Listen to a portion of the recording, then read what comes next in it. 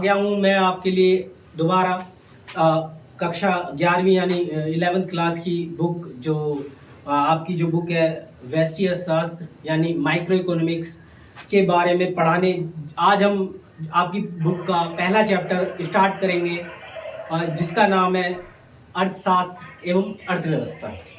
इसमें सबसे पहले आपको अर्थशास्त्र का ज्ञान होना बहुत ज़रूरी है। ये जो पुस्तक है कि किस बारे में आपको बताती है। अगर हम बात करें अर्थशास्त्र तो अर्थशास्त्र वर्ड है, जैसे अर्थशास्त्र ये अर्थशास्त्र इंग्लिश में इसको इकोनॉमिक्स बोल देते हैं, इकोनॉमिक्स। तो ये इकोनॉमिक्स जो शब्द है ये दो वर्डों से मिलकर बना है। जैसे अगर मैं इसको दो भागों में बांट देता हूं, इकोनॉमिक्स यानी इको से बन गया ओइकोस और नोमिक्स से बन गया निमीन। क्या बन गया? निमीन। देखो ओइकोस और निमीन ये लैटिन भाषा के शब्द हैं। किसके कौन सी भाषा के शब्द हैं? लैटिन भाषा के शब्द,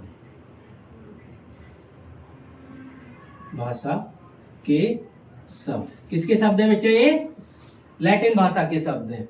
तो ओइकोस का मतलब होता है ग्रह, ओइकोस मतलब होता है ग्रह और निमीन का मतलब होता है प्रबंध। तो ये दोनों मिलके कि क्या क्या बन जाएगा? ग्रह प्रबंध। क्या बन गया? ग्रह प्रबंध। तो इकोनॉमिक्स एक तरीके से गृह प्रबंध का कार्य करता है। गृह प्रबंध का कार्य सबसे अच्छा कौन करता है आपको पता है? चलो आगे बढ़ते हैं। मैं बता रहा था इकोनॉमिक्स को दो भागों में बांट देते हैं, ओइकोस और निमीन। ओइकोस का मतलब मैंने बताया था ग्रह और निमीन का मतलब बताया था प्रबंध। इसमें क्या होता है? ग्रह प्रबंध यानी इकोनॉमिक्स का शाब्दिक अर्थ लैटिन भाषा में क्या हो जाएगा? ग्रह प्रबंध। और आप है ना ये देख लेना, ये शायद ग्रीक भाषा है मेरे को लग रहा है या लैटिन है, इन दोनों में से कोई है तो देख लेना आप एक बार। तो लेकिन इसका जो दोनों इन शब्दों का जो मतलब है वो है ओइकोस निमीन, यानी ओइकोस निमीन मतलब गृह प्रबंध। गृह प्रबंध का सबसे अच्छा कार्य कौन करता है पता है आपको? आपने सही सोचा, बिल्कुल सही सोचा। हमारे घर में जो मदर होती हैं वो गृह प्रबंध का कार्य बहुत अच्छा करती हैं। ठीक है, ये तो एक जनरल ओवरव्यू हो गया, एक जनरल परिभाषा हो गई अर्थशास्त्र की। अब अगर हम बात करें ऊपर जो मैंने डेफिनेशन लिखी है, अब हम उसको समझेंगे वो एक्चुअल में डेफिनेशन क्या कह रही है। ठीक है, उसको समझेंगे। देखो देखते हैं, चलो क्या है। देखो भाई क्या है, देखो बच्चा, देखो अर्थशास्त्र मानवीय व्यवहार का विज्ञान है। किसका विज्ञान है? मानवीय व्यवहार। मानवीय व्यवहार है। क्या है अर्थशास्त्र? एक मानवीय व्यवहार है, जो हम व्यवहार जनरल तरीके से करते हैं, जिसका संबंध किससे है? सीमित संसाधनों से। किससे है? सीमित संसाधनों से।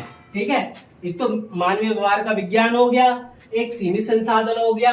और ठीक है, सीमित संसाधन हो गया। सीमित संसाधनों का कैसे बंटवारा करना है यह हमें बतलाता है। कैसे बंटवारा करना है?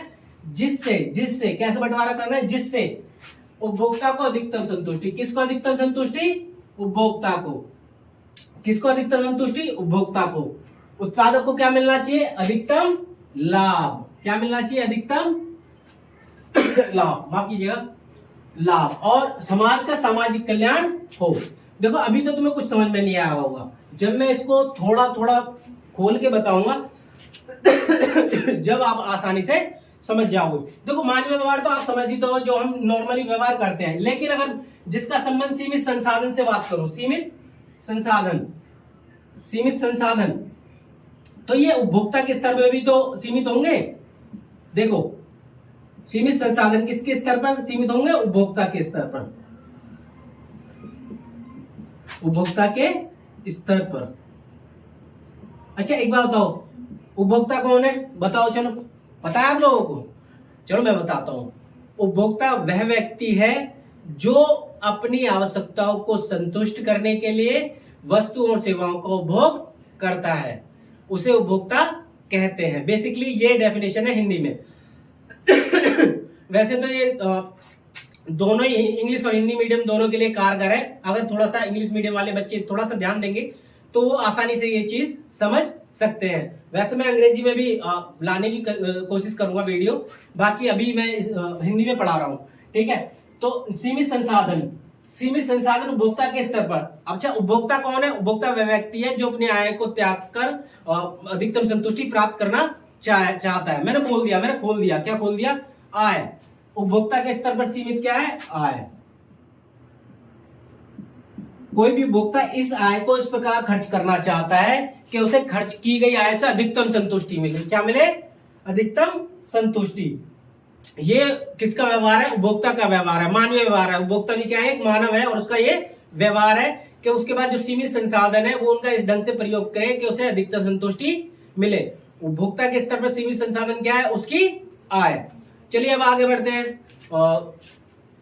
अगर हम बात करें, अभी हमने उपभोक्ता की बात की थी, अब हम बात करेंगे उत्पादक के स्तर पर।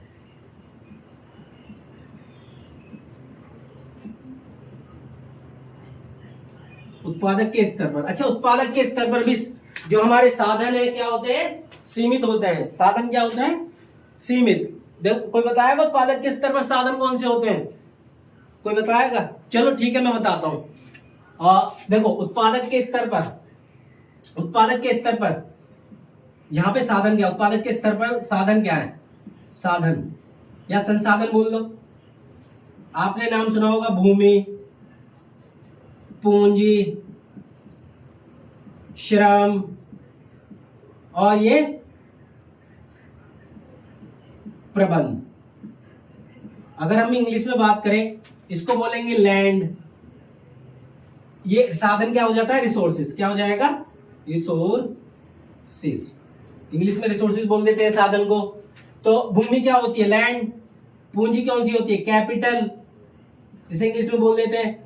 श्रम क्या हो जाएगा? लेबर, जिसको वेजेस दिया जाता है। प्रबंध हो जाएगा एंटरप्रेन्योर।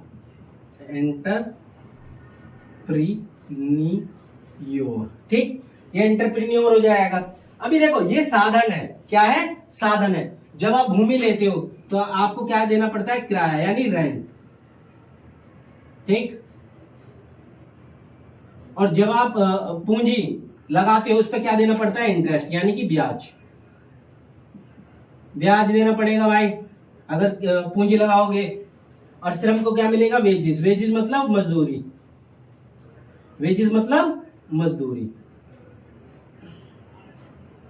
और इंटरप्रेन्योर को भाई ये काम क्यों करेगा? मतलब ये एक तरीके से व्यापार क्यों शुरू करेगा?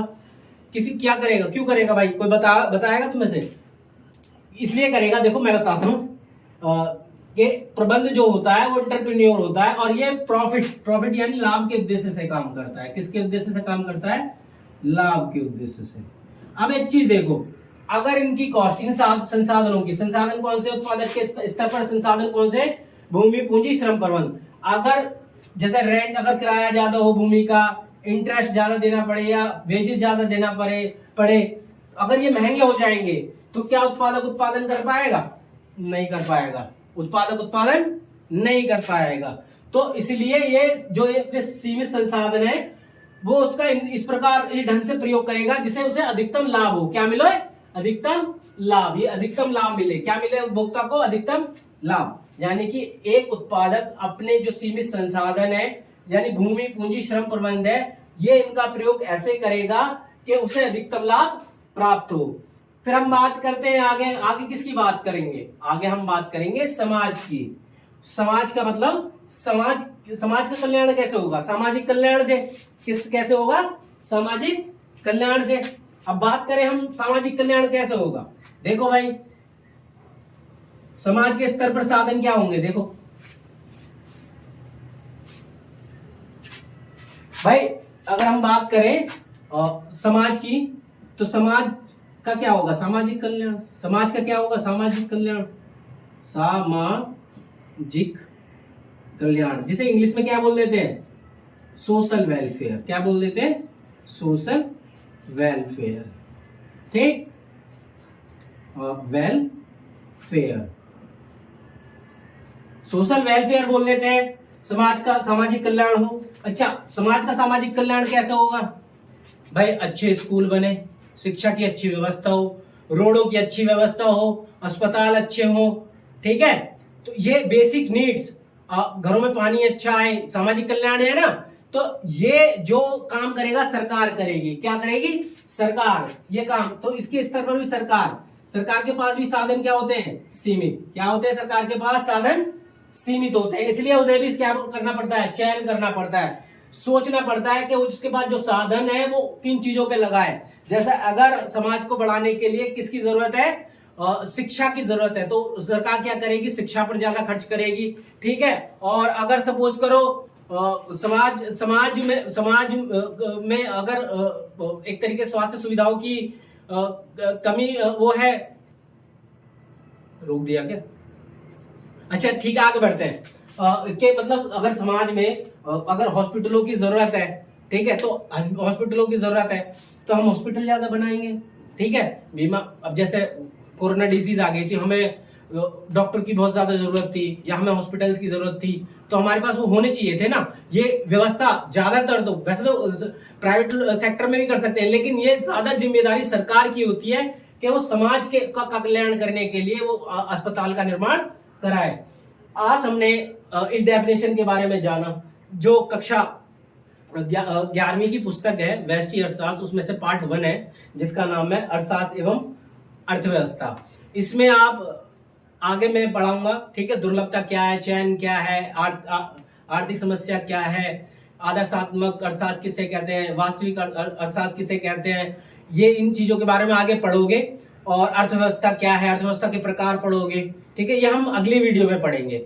अभी क्या है, अभी हम क्लास को यहीं रोकते हैं और आपसे एक तरीके से रिक्वेस्ट करूंगा, हमारे यूट्यूब चैनल को लाइक करो, एक तरीके से शेयर करो, और सबसे बड़ी चीज सब्सक्राइब कर दो। आप उसको बटन को दबाओ, वो जो उसको बटन दबाओगे बेल का आइकन आ जाएगा, उसको भी टिक आपको करना है, ठीक है। तो जिससे मेरे को प्रेरणा मिलेगी, मैं और अच्छे से आपको पढ़ाऊंगा, ठीक है। तो इसी के साथ आपका दिन शुभ हो। धन्यवाद।